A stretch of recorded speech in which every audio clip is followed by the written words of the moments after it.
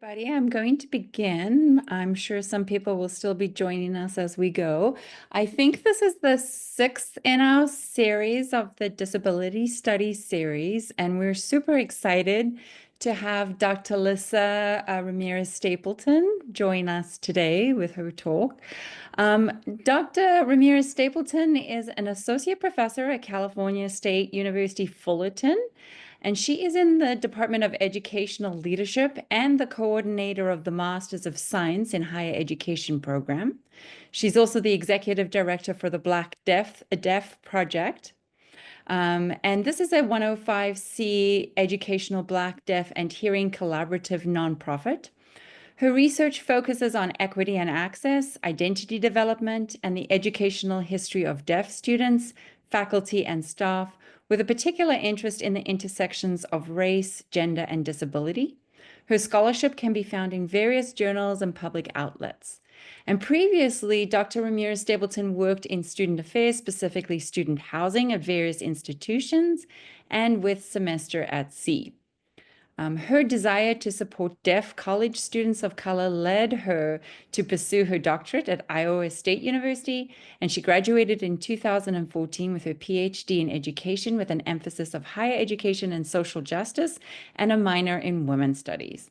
She also won the 2015 Melvene Hardee NASPA Dissertation of the Year Award. She is a 2018 Ford Postdoctoral Fellow and is a 2019 Nancy Weiss Malkiel Scholar through the Institute for Citizens and Scholars. So welcome.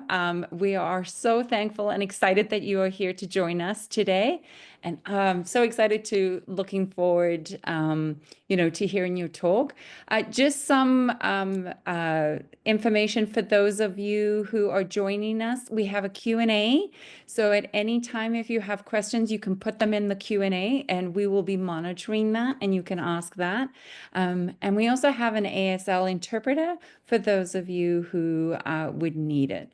So welcome, and I'm going to pass it over to our special guest today. Great. So before I get started, I want to make sure that I'm on Spotlight, the interpreter's on Spotlight. I think Yes, so. you are. An interpreter? Yes. Okay, awesome. Awesome. Okay. And I also, before I get started, I want to do a couple things. So first, welcome. I'm super excited to be here. Lissa Ramirez-Stapleton. I am wearing a red shirt, button-down shirt, collared shirt. I have locks, black locks to my shoulders. I have red lipstick on with black frames. My skin color is a chocolatey color. And I want to open up and make sure that everyone's access needs are being met for this moment. Is there anything else that we can do at this time to make this more accessible for folks? Hopefully folks see the captions. Hopefully folks see the interpreter. Is there any other needs that folks have that we might be able to accommodate before we get started?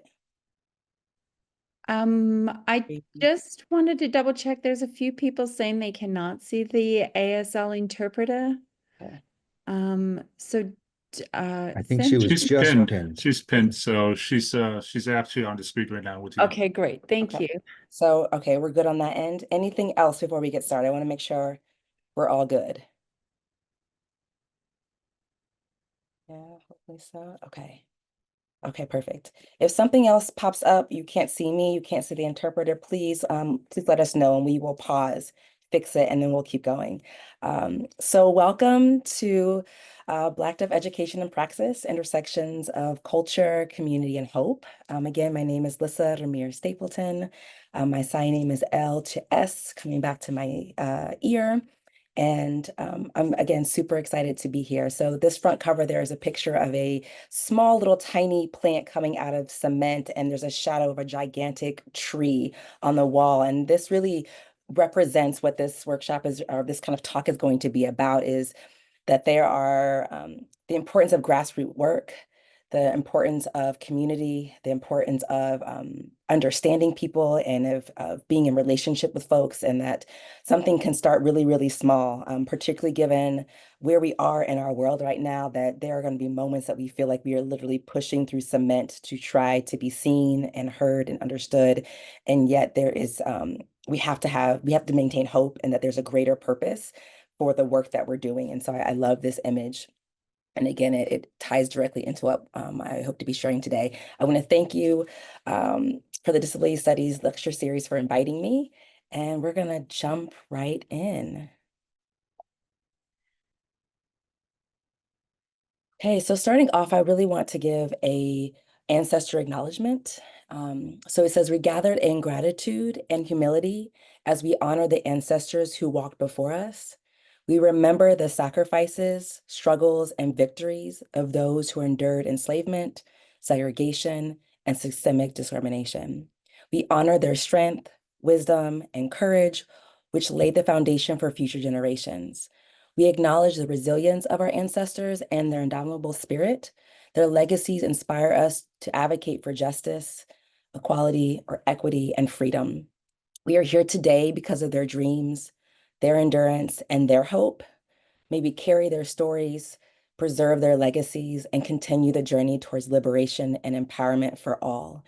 And for me, ancestral work and the legacy that I stand on is foundational to all of the work I do, both as a scholar and in the community. And so I share this as a way to honor both our Indigenous communities, Black communities, Indigenous communities from all over the world, those who work behind the scenes tirelessly to allow us to be in any space, whether it be cleaning spaces or staying up late hours to make sure that our technology works, just to honor those who are not always spoken, but just to be able to say thank you.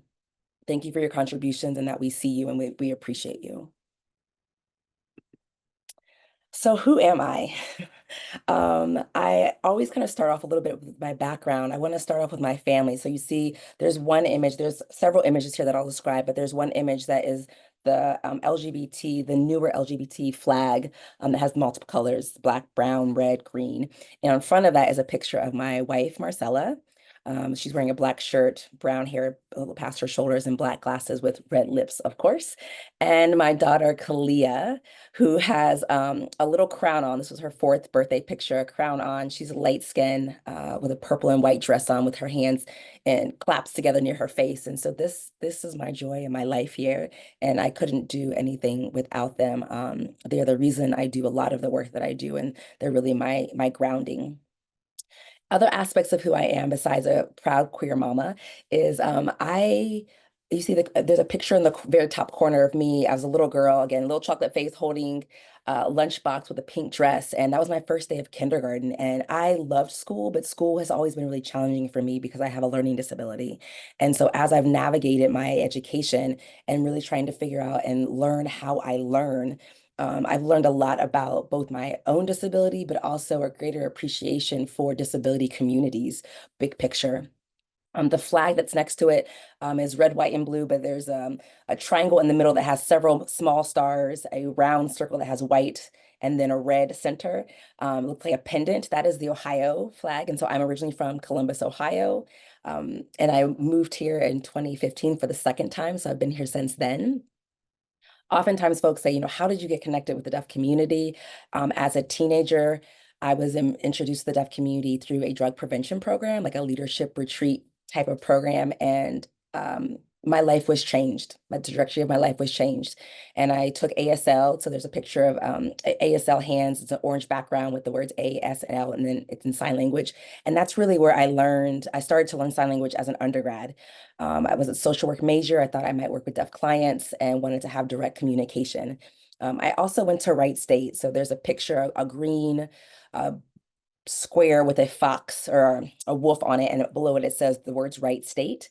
And Wright State was and is a pretty disability friendly campus. And so as a young person going to college, I learned a lot about again, different types of disabilities. So as a resident advisor, I was taught how do you get a student, a quadriplegic student out of a bed as a part of my training as an RA. I was a note taker all throughout my undergrad. I went to adaptive sport games. Like disability was woven into my life and culture as an undergrad. In ways that I feel really privileged to have had that opportunity, but I think in ways that not everyone is exposed to. And so that definitely informs and influences how I think about the world today. I also, right next to that is a red circle, and that is the CSUN seal. So it says California State University Northridge around it, 1958. And then inside of it, there's a picture of a sun, mountains, almost like a checkered chess players, and then like a scroll with paper and a pen. And I was a faculty member at CSUN for 8 years in deaf studies. And there, you'll see as I talk a lot about the kind of work that I was doing there, but really proud of my time there and the work and the things I was able to start at CSUN. And then there's a square that's a white square, has a big picture of the United States that's in white with a symbol, a sign language symbol of support. And above the top, it says National Black Deaf, and below it says Advocates. And I'm a member of the Black Deaf Advocates organization. There's local chapters here, but it specifically is focusing on supporting Black deaf communities across the country. And the work they're doing, I think, is so important. And being able to be in community with folks has been really important to not just, again, my scholarship, but just who I am as a person. And then lastly, there is a white box with a blue circle in it.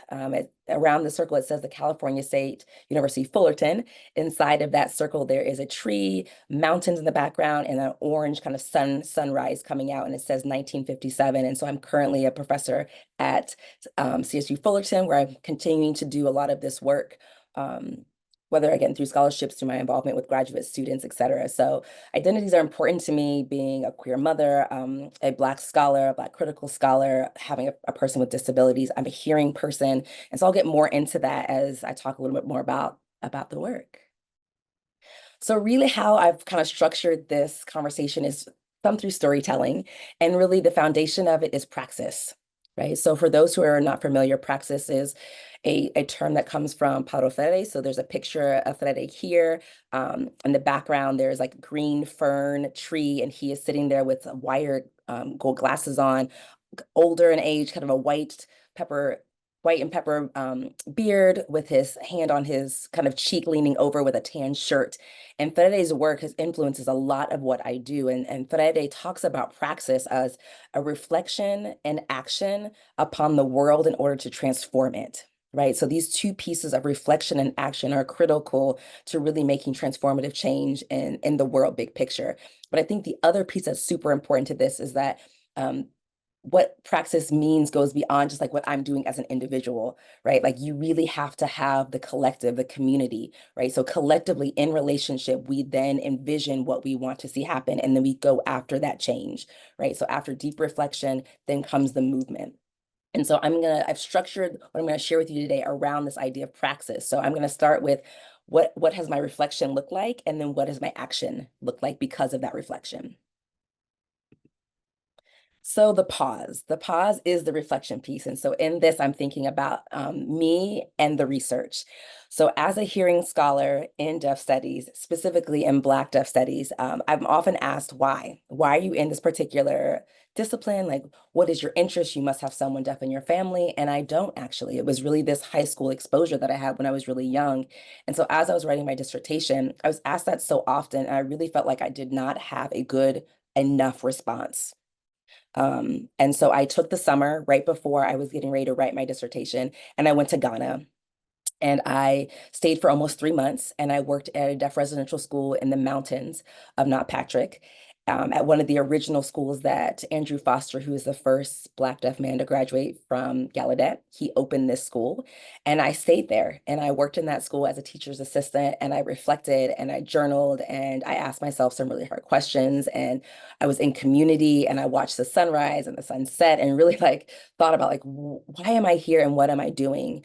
And it was in that kind of cultural immersion and deep reflection that I really came to understand that this is the reason that I am doing the work I'm doing. And this is from Layla Watson, as well as other Indigenous Aboriginal people from Australia that created this quote that says, if you've come to help me, you are wasting your time. But if you've come because your liberation is bound with mine, then let's work together. And so there's a woman with salt and pepper hair, kind of gold frame glasses, lighter tone brown skin with maroon lipstick. She has a pink shawl around her neck with a yellow shirt and a tan jacket. And this sank so deeply in me, and it was able to really reflect what I had begun to understand in Ghana, that my liberation and that my oppression is directly interconnected with Black deaf communities, and that I could use my privilege to push issues of equity and justice in ways that deaf people were constantly kind of ramming themselves against walls, just like I, as a Black woman, was trying to push Black women's issues and was constantly finding myself ramming into a walls where maybe white women or Black men were able to push differently. And so I really began to figure out, like, how do I use my privilege in ways that is in community? I don't have to be in the forefront, but I can be a part of the movement to help shift and move and get hearing people to understand the impact that we're having on policy, on education, on how history has played out. And that this is a collective effort, and again, that we were working together. And so I came back from Ghana with a much clearer understanding of the work. And so the next piece of this reflection and pausing was, you got to dig deeper into, like, what do we know? What do we know and what do we not know? And how can I start being a part of the community that starts to know more? And so I started to dig deeper into the research. And so what do we know about Black college students? My context is higher education. And I think with my grassroots work, it's becoming more K through 16. But what we know about Black deaf students, this is information I'm getting ready to share with you now, is from the National Center on Post-Secondary Outcomes. So maybe that link can be put in the chat so you can check that out. This particular one is from the 2019 report, but a lot of this data you're getting ready to see is from the US Census Bureau American Community Survey, as well as the current population survey. So they're pulling their numbers from there.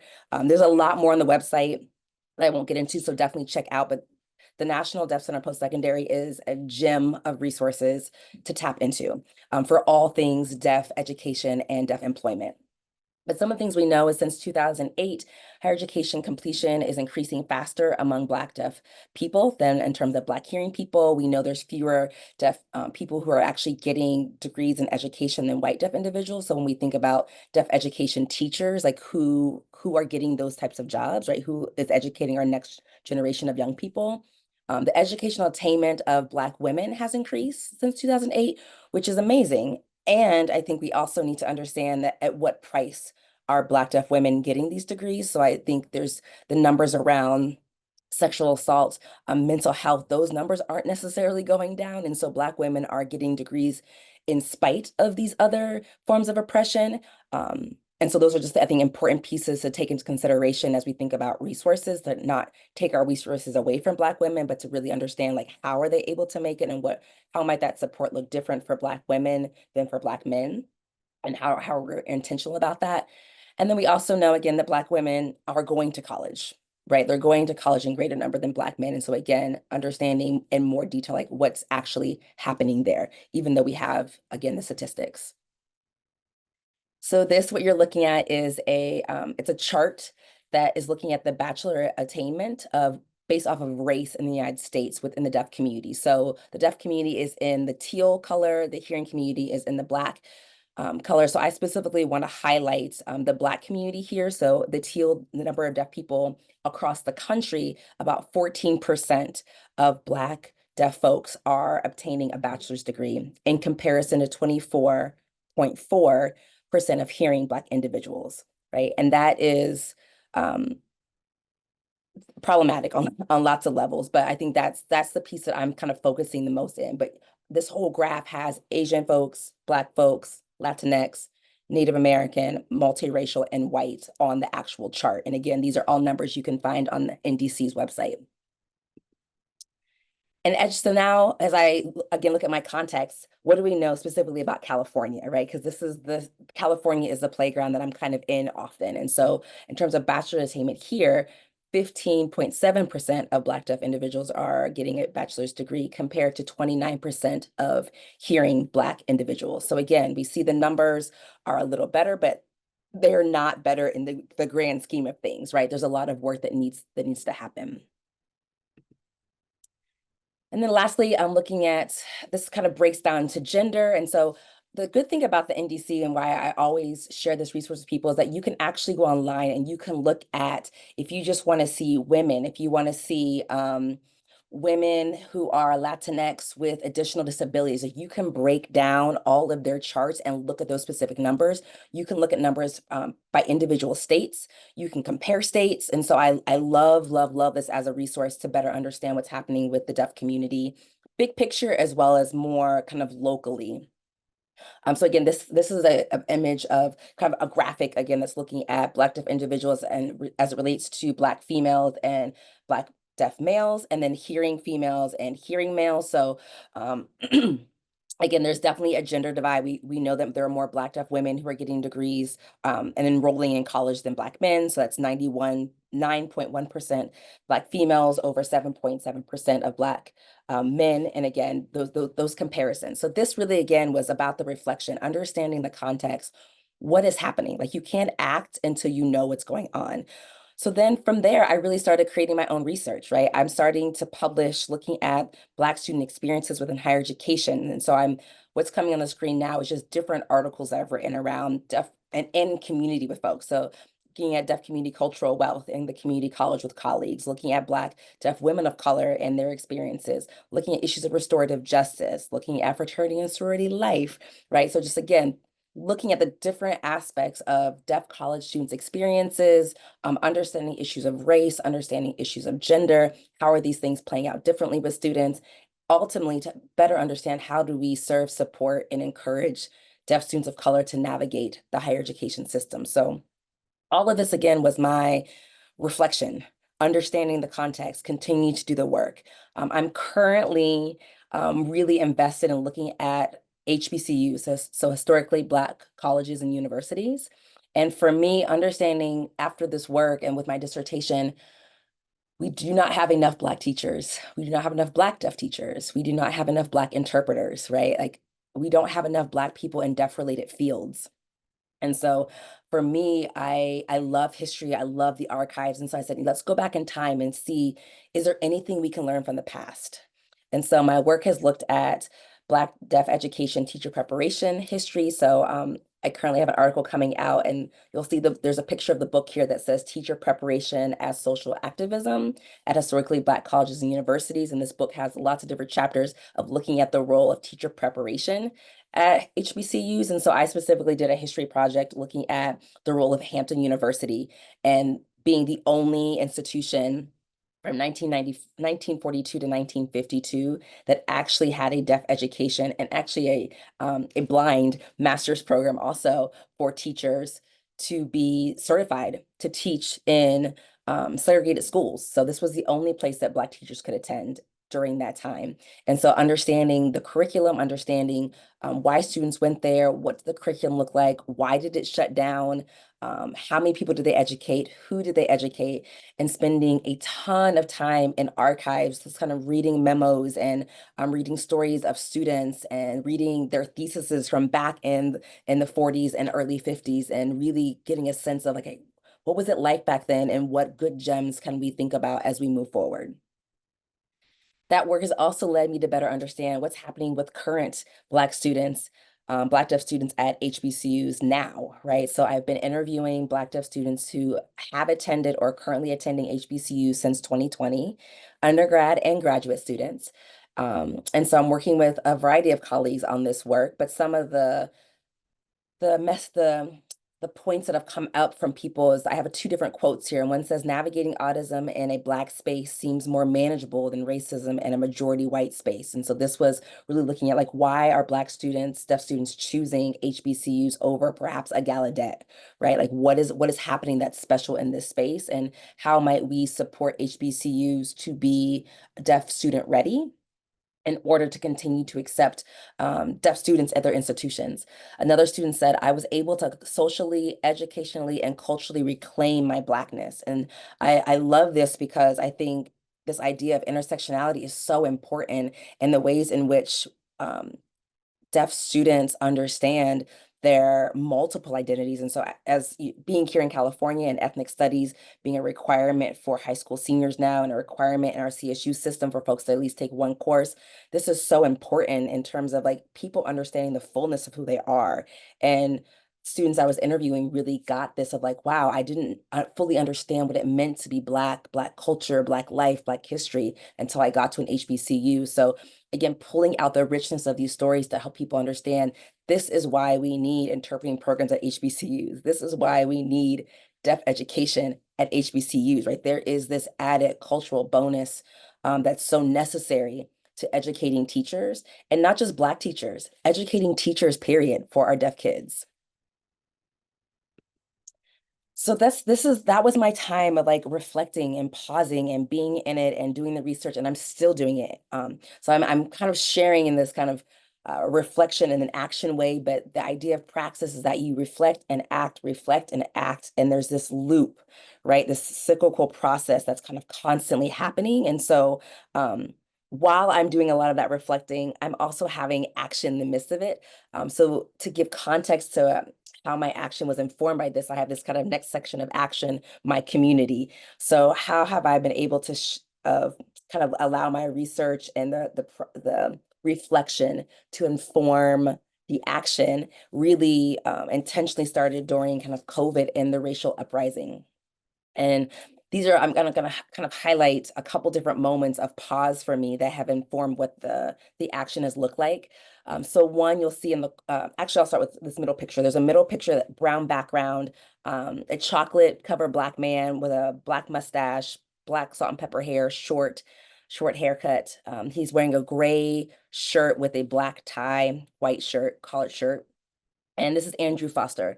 And I did a deaf folks of color art exhibit while I was at CSUN, my third year there.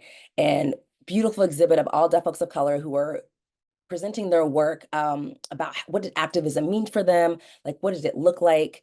And we had young high school kids come in, they were looking at all these different pictures, and there was one painting of Andrew Foster. And a student looked at it and all of them were just like, oh, we think that is Martin Luther King. And I was like, no, that's Andrew Foster. And they had not heard of Andrew Foster. And I had this moment of pause of like, why is Andrew Foster not in your curriculum? Why is this man not being talked about? And I think there's lots of really amazing things. And there's also some areas of critique that we can have about his type of activism and like what that meant, and the ways in which ASL has also colonized other languages. Like there's so much richness to talk about as it relates to him, and you have no idea who this even is. And so that was this first moment of like, this is a problem. We need to do something with this. The next thing that happened is I was really trying to take my research and transform it into something that was accessible to young children. And so I was working with a picture of Sean Richardson in the corner, again, darker skinned man, full kind of goatee mustache, Black glasses with a Black hat, and he has a Black button-down shirt on, and he is a graphic design artist. And so he and I had been working together to turn a lot of the research findings I was collecting into pictures for kids. And so we co-created the Black Deaf Lives Matter book together, activity book. And originally it just started off as just images. I want to create a historical timeline. And so we originally kind of worked on that. And then COVID and the racial uprising happened. And I was super pregnant at the time, and I wanted to go out in March. And my wife said, absolutely not. Use other gifts and skills you have to be a part of the solution of the education. And so from that and the prior work I'd done with Sean came the Black Deaf Lives Matter activity book. And it was like, let me just put this out into the world so that deaf kids understand what's happening. I had been working with some teachers who are like, deaf kids don't understand what they're seeing on TV. They don't understand the fires. They don't understand the rioting. And I was like, they need the historical context and the current context and someone to kind of bridge these pieces together in accessible ways. And so that's where the book came from. So this is just like the beginning of action. Like from this, the book was published in 2021, and it just started to balloon and become bigger and bigger. And I was doing like more workshops. And I was like, I really want to be able to connect with the community in meaningful ways. And the university was too small. It was getting too tight.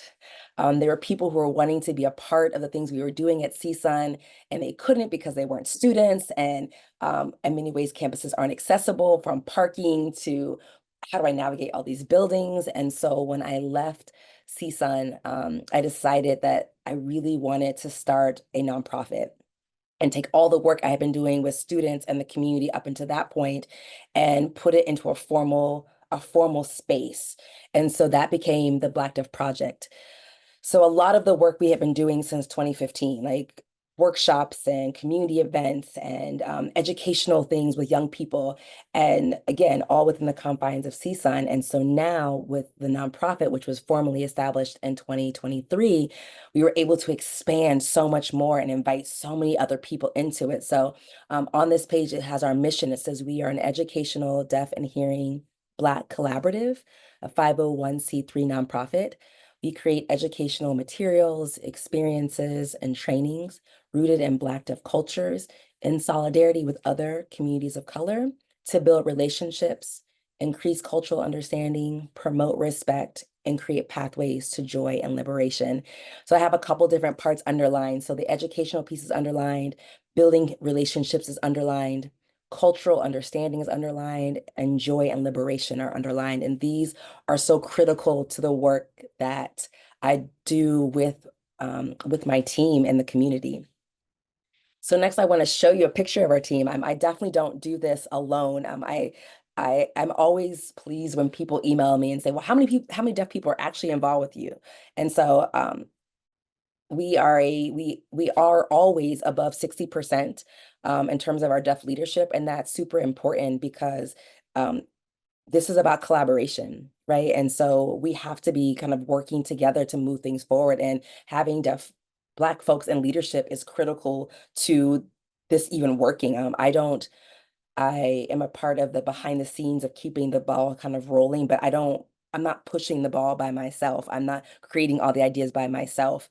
And this is done in community, and people disagree. And I'm like, okay, like what are other ways we can do this? And being conscious of like our hearing privilege in spaces, and like, constantly kind of checking in, like, are there things we can be thinking differently about this? And how are we working together and honoring people's times, and who should be in the forefront in this movement and who should be kind of in the back, and that is fluid and kind of keeps moving, and we have roles, but the work is collective, right? And so that it is shared amongst the group. And so this is a picture of all of the board. We have 3 board members in Northern California, 1 board member here in Southern California, and 1 in Michigan, and 1 in New York. We have folks who are teachers, who are in higher education, who are certified interpreters, who are community activists. So we are just a wealth of knowledge. They bring a wealth of knowledge to this organization, and I'm so grateful to them. We also have college interns. So our intern program is open to any students of color across the country. So we have students that are here in California. We have students who are in DC. We have students who are from community colleges from 4 years. We have transfer students, but all students who are interested in learning more about how nonprofits work. They want to be in community, so they help us do a lot of our advertising for events. They get leadership skills around like actually organizing and putting together programs. And in 2 weeks or so, they're getting an op-ed workshop of how do you write op-eds and how do you communicate different thoughts and feelings you have about the organization or other causes that are important to you. So we do a lot of professional development with our interns, but really just trying to create a supportive family to support them getting through their education and being in community with each other. So what do? We try the action piece of this, and how we live out our values is constantly growing and expanding. But one of those major pieces is community outreach. We do a ton of tabling. So we are at the California Expo Meta. We're at lots of different deaf festivals. We're at Deaf Nation, and we're committed to doing Love and Literacy, the family day that happens every year with GLAD, with CODIs, our local deaf centers, and Lead K. And so this year we go to Riverside every year. This year we're adding Orange County, but we set up a booth and we do different types of kids activities, whatever the theme is for that year.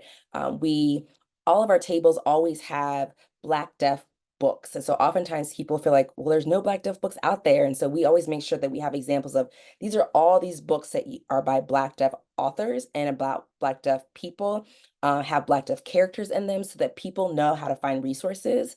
And really a lot of this is about connecting with the community, holding space for Black folks. We're often the only Black organization in a lot of these spaces, or we're the only signing group in majority Black but hearing spaces. And so we take a lot of pride in just holding space and greeting the community, of sharing the information we have, of building relationships, and ideally for people not to feel alone, and to be in collaboration with us.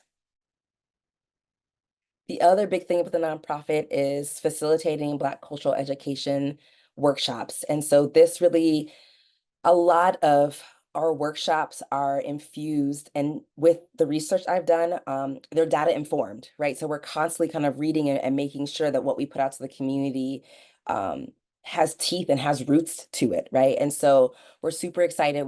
Last year we went to Riverside, the deaf school in Riverside, and we're going back again this year. So we do a Kwanzaa celebration in collaboration with the Southern California Black Deaf Advocates chapter. And we present to the entire elementary school. So we set up the entire Kwanzaa setup. We have African drums, we sign a book, we eat food together. We talk about what all the candles mean. We have a lot of different African art that they can touch and play, and instruments. And so again, just bringing Black culture into deaf spaces. So from the books to the virtual workshops that we do during Black History Month last year, we focus on Black deaf art. Every year we celebrate Black Children's Book Week. And so we have folks working with the Civil Rights Institute in downtown Riverside. And we have folks who are both signing and speaking, reading Black authored books. So a way to bring our hearing and our deaf communities of color together. And again, to continue to educate and build bridges between folks. We also have our Black Empowerment and Success Thriving in Deaf-Related Field Symposium. So as you think back, some of that reflection piece I was telling you about, that there's not enough Black folks in teaching and education and interpreting, et cetera. And so this symposium is a way to bring Black folks to the table to say, hey, I am learning sign, or I want to learn sign, or I want to be an interpreter, or I want to be a social worker that signs, or I want to be a baker that has a deaf-friendly bakery. I want to be an architect that focuses on deaf-friendly architecture, right? Like, we bring folks together to encourage people. We have a panel discussion, keynotes, breakout workshops that talk about confidence in signing. How do I build networks in community? What does it mean to navigate anti-Blackness in deaf spaces, or anti-Blackness in the workplace? And so again, trying to encourage and support and mentor folks who are coming up in these fields, but also to help sustain and retain the Black folks that we currently have in the fields. So this event, I'll be advertising, because we're doing it again December 14th at CSUN, actually. And then lastly, my pride, love, joy is our brilliant deaf and college bound tour that we do each year. This has started off as a one-day experience, is expanded into a 3-day college tour for primarily Black students, but we never turn away kids of color for anything that we're doing. Again, going back to our mission of collaboration and understanding how our oppression and our liberation is interconnected. But we do a 3-day tour where we expose 8th grade through 12th grade students to college life. So this year we'll be going to 2 campuses. Last year we were at 3 campuses. So we spend time on campus. We spend time in the Black Cultural Center. We spend time looking at the residential halls. How do you navigate disability services? How do you do this college thing? So this entire program is connected to Black Deaf Community Cultural Wealth, which again, being data informed, and we specifically pull out each of those different capitals or skills and we infuse them into this program. So we look at aspirational capital. So how do we help boost students' confidence that they can do that through alumni panels, through taking graduation pictures of them and a potential cap and gown for the future? We do a lot around linguistic capital because there's a specific college language, like what's a major, what's a minor, all these financial aid language, like what does this mean? And so we start to break down this language so that students understand it and feel confident in asking questions when they don't understand. We do a lot with social capital in terms of helping Black deaf kids meet each other all across the state of California, to meet other mentors on campus, other Black students on campus, to connect differently with their teachers.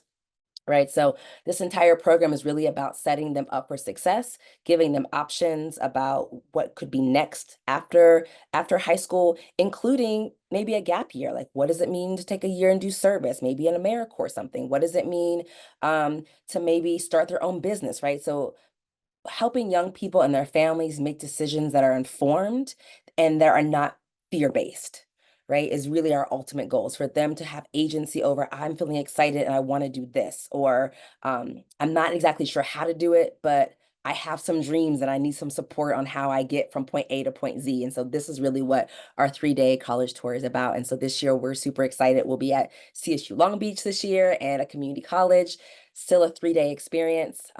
But we have some new kind of exciting things that we're adding into it. And so we're excited about that. Lissa, I'm so sorry to quickly Yeah. interrupt. I just wanted to note that Trenny noted in the chat that there was going to be an ASL swap. Sorry Oh, to okay. Perfect. No worries. I will pause. Perfect. Thank you so much. Yes, awesome. And so I share all these different parts and pieces again, from the pause to how it has then informed the action that I'm currently engaged with within the community. And for me, this last quote I think is so important, again, to the heart of the work, the heart of Praxis. One second here, I actually cannot see the full thing. I want to make sure you get it all. Can everyone else see the full slide? Okay. Yes, we can. Okay, thank you. Perfect, thank you for that. I still cannot, so give me 1 second here. Okay, so our Black stories are often told through the lens of oppression, loss, and struggle, as our identities are hinged on suffering, our humanity only recognized for resilience and resistance, when in truth, joy is our defining trait, our most defiant act. And everything we do within the Black Deaf Project, the goal is joy, liberation, and joy. From the education to the community gatherings to us being in community spaces at events, the goal is liberation. And so to understand our past and to understand oppression and understand our current political climate and culture is important, and to know that this is not where we have to stay. This is not what we were born. This is not the space we were born to be in. What it means to be Black does not mean to suffer. What it means to be Black and deaf, or Black with a disability, does not mean to suffer and to only be recognized as our constant kind of fighting back all the time, that we have a right to joy, we have a right to liberation, and that is who we are, and that is our greatest contribution to like this world, is our culture and joy and laughter and love. And that's what we are constantly holding space for and pushing for in the nonprofit. So a couple last things, just kind of, if you're interested in supporting the nonprofit, you're interested in things we have coming up, again, the Black Success and Empowerment Thriving in Deaf-Related Fields Symposium is coming up. Tickets are on sale now. Again, this is a space for Black students, whether folks are fully proficient in signing or not. It's open to deaf and hearing Black folks. But again, to come and we will work out the communication piece, but it's a beautiful, fun event that we support each other, we laugh, we get into the nitty-gritties about life, career, etc. So it should be a really super fun event. And then our high school events coming up February, it's actually 19th to the 21st. Again, the Black, Deaf, Brilliant, and College Bound Tour. Again, super excited about that. The registration will start up here in January. And so if folks are interested in getting more information about that for their high school kids or kids that you know of, you can always email us at the Black Deaf Project. I get that email directly and I will shoot you over the information. So that we actually have a whole teacher packet that has the schedule where we're staying in the hotel. We cover the hotel, we cover food, we cover all the material for folks coming. So folks just have to physically get to us. And even then, if you have a student that really wants to get to us and they financially can't, please contact us. Please, please, please. We have some grants that we've written. And so anybody who wants to be at the college tour, we will make it happen. The last resource I have for you is called the Black Deaf Life in California. This is a project I worked on with students at CSUN in one of the last classes I taught there. It is actually a virtual archive. It specifically is focusing on Black Deaf organizations, Black Deaf CSUN alumni, Black Deaf family, education, and Black Deaf activism in the state of California. So in each of those different categories you see to the left, so there's actually a picture of the website up on the screen right now. And so along the left side, it says introduction in each of those 5 categories.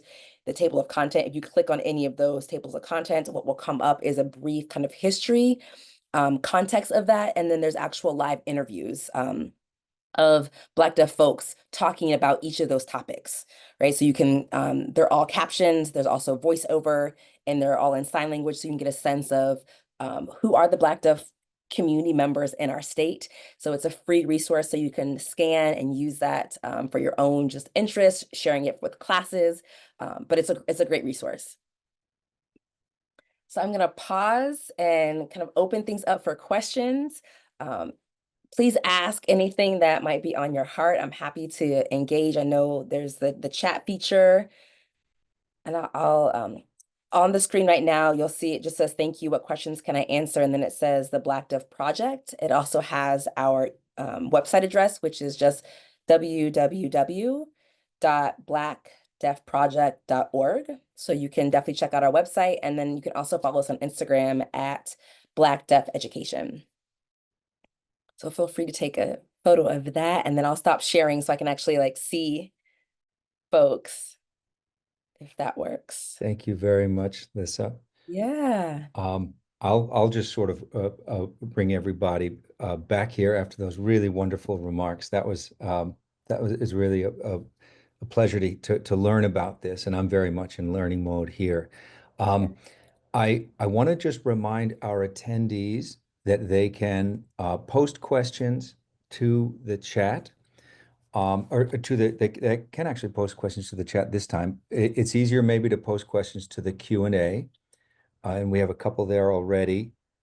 So please post there. And I also want to let folks know that if they really want to ask a live question, they can also feel free to raise their hand or just indicate that in the Q&A or in the chat that they'd like to be unmuted to join, and we have the ability to do that, so folks can actually join live that way if they want to. But I want to just go ahead to the Q&A, if that's okay, Lissa. We have a couple questions. And then I want to remind everybody to feel free to post there. Oscar asks, have you noticed the timeline in which it may take a Black Deaf MF student, Male or female student? Male or female student, towards graduating with an AA associate's or BA degree in comparison to a hearing Black male or female student? That's a great question. So I will say, generally speaking, I haven't seen that data with NDC in terms of like time. But I mean, I do think we have data on Black women and Black men, big picture, like general community, right? So I think there's lots of factors. I mean, I think there's lots of factors that impact folks even getting into college and then being able to be retained throughout college. So time-wise, I don't have the specifics specifically for Black Deaf men and women. And I'm just thinking if that's something, I don't think I've seen that on NDC's Data link. The other great thing about NDC, though, is that you can actually contact them directly if you have a specific question, and they will pull the data. So sometimes they don't always show everything in their infographics or on the systems they have up, but sometimes they still have the information. So that would be a great question for NDC. If you go to their website, you can contact them directly and say, I have a research question. Would you be able to pull this data for me? And they've been super friendly, super approachable, super helpful. So I would definitely, that's where I would start to get the answer to that potentially. And I put I don't that know off the in top of my the head. chat. You had mentioned that you had asked me to pull up that during your chat, and I put that up, specifically the PDF that you talked about. But I'm also going to put their contact page into the chat for folks who would like to go deeper on that and learn a little bit more. That did look like a really, it was 2019, I think, was the most recent booklet, and it looks like a really rich resource. And do you believe that students of color are not being properly prepared at the high school level entering higher education? Oh, that's such a loaded question. Wow. I think there's a lot of issues. I think there's a lot of issues. I think there's a lot of challenges, right? I don't think that schools can do everything. I think there's a lot of larger societal challenges that are impacting education, right? So as I talk to my college students all the time in class, I tell them, you are not going to learn if you're hungry. You're not going to be fully here if you don't have a place to sleep at night, or a safe place to sleep at night. You are not going to be present if you're living in a home that is violent filled. You are not like there's all these other factors that also impact people's ability to fully show up into learning spaces that I think we also have to consider. Right? I think there's lots of ways in which our educational system is not set up for diverse learners, right? As someone with a learning disability, like the way the system is set up was never optimal for how I learn, ever, right? As I think about my daughter, I don't think the system is really set up for how she learns really well. So I think there's so many factors in this. So I don't like kind of point the finger as a higher ed person back down to the K through 12 people and say, get it together, K through 12, right? Like, because I think there's a lot of factors in there. Because where did those teachers get trained at in higher ed, right? So like we have to work together to be able to impact the system. I also think there's both state issues. I think there's federal issues, right? All these things influence. We have school boards that impact whether or not certain books are allowed to be in the classroom. I just found out that my Black Deaf Lives Matter book is banned in certain school districts because of the name of the book, right? We have a lot of factors going on that are impacting if students are actually ready and prepared, right? That is beyond their control, is also beyond some teachers' control. So do I feel like they're being prepared and ready? No, but I have no single entity to blame that on. I think that we have to focus and prioritize education differently. We had the authors of Something Happened in Our Town on also a children's book, sort of around the same age, about police violence and racism.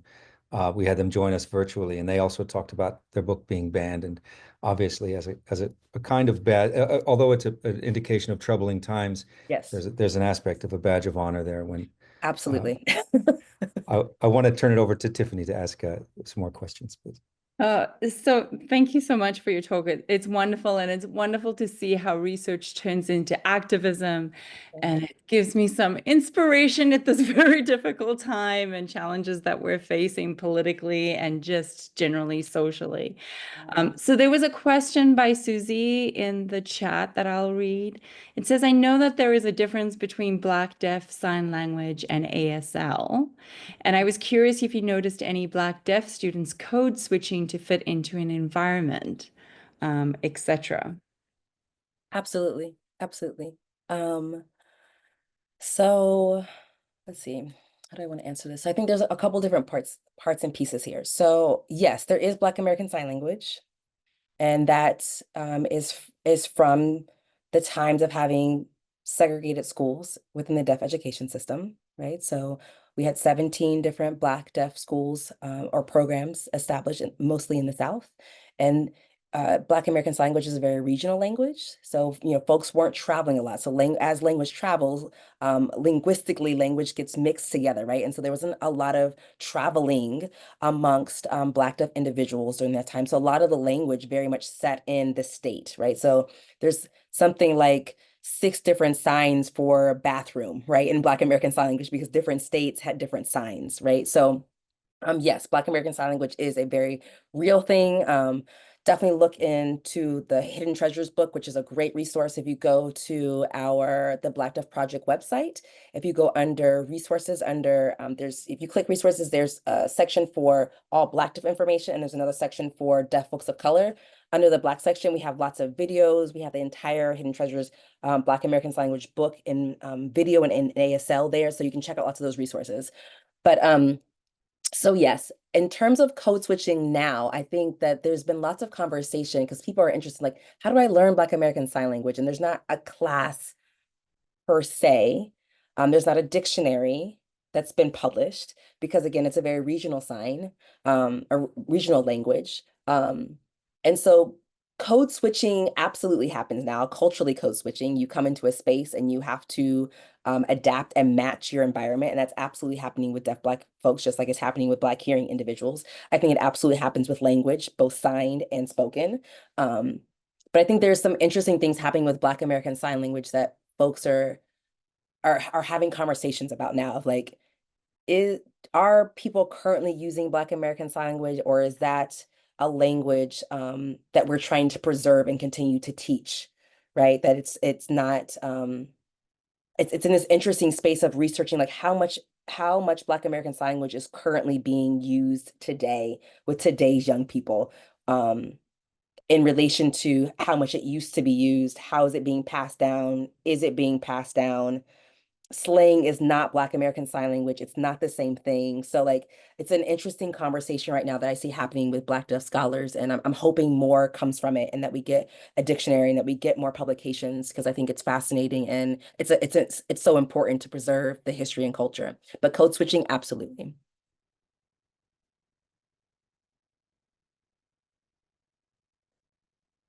I can ask another question here. This one from Miles. Miles asks, how can Black hearing students get involved with Black deaf students, student spaces locally? And do you know of any spaces in the San Bernardino area? Yeah, absolutely. So the Black Deaf Project, we are here in Fontana and Riverside. So we are right here. We always are looking for volunteers to come, whether it be table.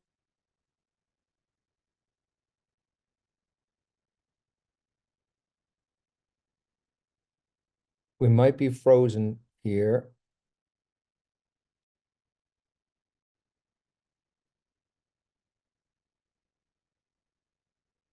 Yeah, I think Lissa froze there for a second. Lissa's connection may be frozen. Hopefully she'll be back in just a minute. If you can hear us, Lissa, you're currently frozen.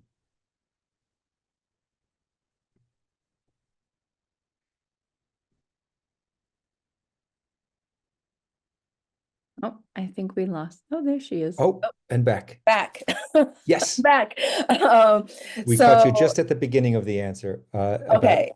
Okay, so go into our website, the Black Deaf Project, and you can go under Contact Us, fill out that information for the newsletter, click you're interested in volunteering. So we will reach out to volunteers when we are doing community events, if we have workshops that are coming up for people to come to. So I would definitely say for Black hearing students, come to the event on December 14th. Again, if you're interested in any deaf related. And so again, when we say deaf related field, it doesn't have to just be interpreting and teaching. You could be anything you want to be, and you're interested in making that a deaf friendly profession or career. I want to be able to sign, I want to be able to serve and engage with the deaf community. Come. It's a great space, and it's an intermixed space between deaf and hearing Black folks. So we'd love to have you. I would also say to join the Southern Black Deaf Advocates here in Southern California. They're mostly housed in the Riverside, LA-ish area. So they have, most of their meetings are virtual and they're once a month. So I would definitely say that's a great way to connect with the Black deaf community and to come to the events that they also host. So I know they have a Kwanzaa event coming up here soon, so that flyer will go up. So follow folks on Instagram, follow us, follow Southern Black Deaf Advocates on Instagram, follow the National Black Deaf Advocates. So the national organization, they have a conference every 2 years. So 2025, it should be in Kansas, I believe. That feels right. But those are some organizations that you can definitely be a part of, both like locally and nationally. Thank you very much.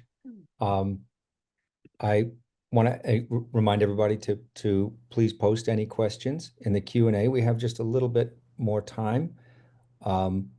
And Jess and Tiffany, if anybody has any questions. I do. Lissa, thank you again. I was really intrigued, you weave your own personal life into this. So I was intrigued. I'm an African historian. So I was interested in your experience in Ghana and how that compares with, here, with regards to the legislation, the treatment, the social acceptance of the deaf community in general. Yeah, such a great question. So I've had an opportunity to be in Ghana. The last trip I took with students was to South Africa in 2019. And then we're taking a group to Jamaica this spring. And so very different in each of those spaces. At the time we went to South Africa, they were on the cusp of voting for South African Sign Language to be the 12th official language, which is now. In Ghana, I was in the mountains, and like that experience was so significantly different than being in the city, because you're going from like a really small community that has both the K through 12, has a K through 12 school. I should say this, has an elementary and a middle school, and it's the only city that has a high school in the whole country. And so there was a different level of acceptance of deaf kids in that space because of those two schools being there. And then I remember we went to the city, which is like the old capital in Ghana, of Montpong, and the chief, two of his closest advisors were deaf folks who gave us a tour of the inside of the palace. And we're just like, huh. Like, so this super the contrast of like students trying to navigate the education system and some of the struggles of seeing, how the class was kind of situated and a lot of memorizing information versus like true comprehension. But then you have folks who are in these really important roles and positions as deaf people in the community. And so seeing kind of the wide range of those experiences. And there being a lot of respect for those kids in that small village, and then wondering kind of like what happens next. Like what happens next if you don't go to high school, you can't afford to go to high school, what does that kind of look like? I do think that there's not enough, we don't know enough in this country about the various deaf African cultures that we should, right? I think there's some amazing things happening in South Africa that we can learn from. I think their Black and colored history in South Africa is very similar to our Black deaf history here in this country in terms of having segregated schools, the impact it had on linguistics and language. I mean, they have a even more fascinating divide between genders, like that different missionaries colonized different places. And so they taught the boys and the girls different sign languages. I mean, like there's a whole nother history and layer there of like, whoa, that just to learn from and to better understand. And so I think there's a wealth of knowledge, and there's so many more resources that are needed in terms of books. So for the International Sign Language Day, our representation for our organization was from South Africa and from Nigeria. And I was trying to find books again to like show like these are different deaf communities. And I found one from Ethiopia, and that was it. And I'm like, we need more. We need so many more of these. So yeah, I think there needs to be more resources, just like we need more resources. And I think there's a lot that we can learn from deaf communities throughout the continent.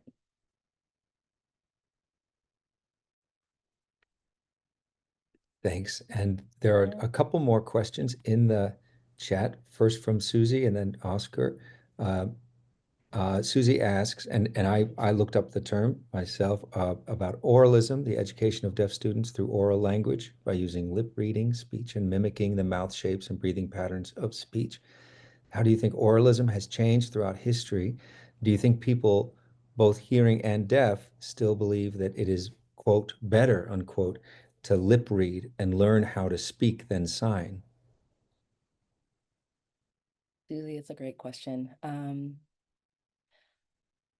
Autism is still real. Hearing privilege is still alive. And so I think as long as we are navigating those two things, yes, there is a constant focus on helping fixing deaf kids to be able to hear and to be more hearing. I do think there's a lot more advocacy for sign language. I think there's a lot more respect for the language. I do not think that deaf children always get full access to language, which is super problematic and is where that hearing privilege piece comes in, that we think it's super cool to teach our hearing babies baby sign, and we refuse that same access to our deaf babies. And we say, well, you just need to read lips. You just need to have some form of technology around a cochlear implant or hearing aids. And there's nothing wrong with technology. Hear me on this. There's nothing wrong with technology. There are deaf people who want that technology, want that access.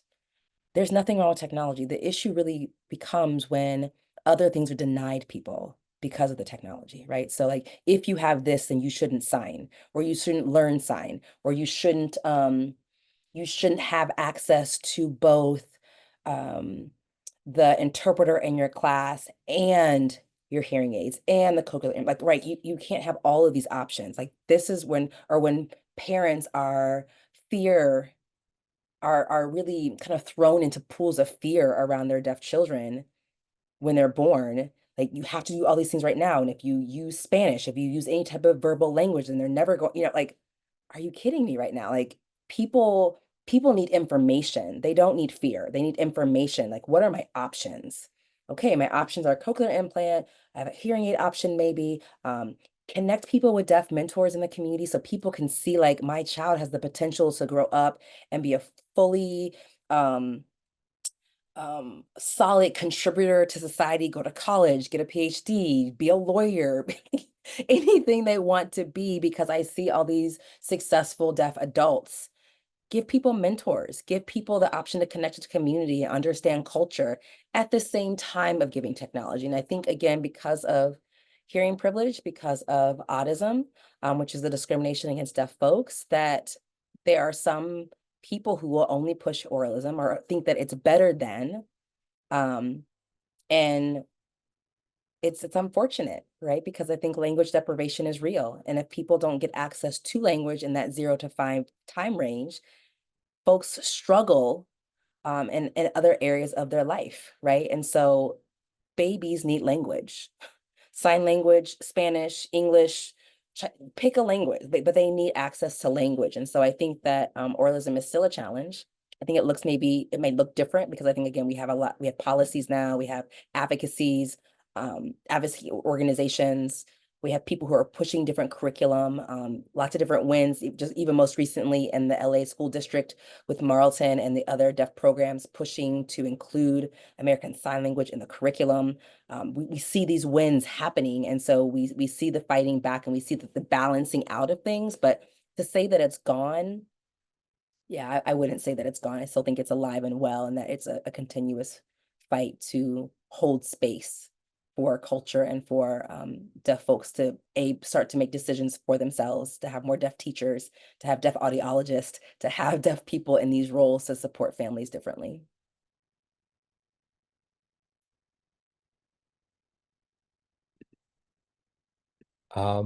We do have, I want to keep it open for Tiffany, for Jess, and anyone else who has any questions. We have about 5 minutes. But there is one more from Oscar. In general, any student navigating CSU or UC level schooling is going to have feelings of being overwhelmed. How are you providing support to the Black deaf students and other students of color that are deaf? Yeah. Great question. So I was actually just talking to someone about this. We have the college tour right now, and our goal is to really kind of get the information out that there are these systems, right? There's a CSU and there's a UC, and what's the difference of them? You know, what's the difference between that and the community college, and again, navigating higher education. Our next kind of step is really trying to figure out mentorship. Because if we get students there, that's great. But if we can't keep students there and get them to graduation and then get that student into a form of employment, right? Like it's the long game. And so our nonprofit is really young. I mean, we're going to hit 2 years old in April. And so we have a lot of hopes and dreams and things that we would like to continue doing. And one of those is a mentoring program of college students, which I'm hoping we'll be able to get off the ground for next year, because we definitely have students who have come through our college tour program. So we've been doing this program now 4 years. COVID gets a little sketchy. So 4 years. This will be our 5th year coming. And so we have had students who've come through the college tour program who are now in college, and we haven't been able to provide the services in the same way that we have been doing in the K through 12. And so that's our goal. Our goal is to work on a mentoring and support system for them as we move forward. But again, I think the other piece is the college intern program. And so some of our interns were high school students in our college tour program who come back and are interns for us. And so we're small, but we're mighty. And so we're continually trying to find ways to support the community. And we do a lot of ripple effects. We show up to lots of spaces just to pass out information, because we know we can't be everywhere always. And so if we can get information into the hands of teachers and parents, and to encourage folks, that we know that information will keep spreading to be able to support those students. But I think you're right. We definitely have more work to do.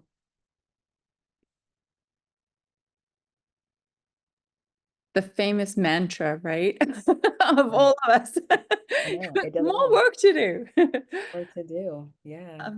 I think that is our time, right, Jeremy?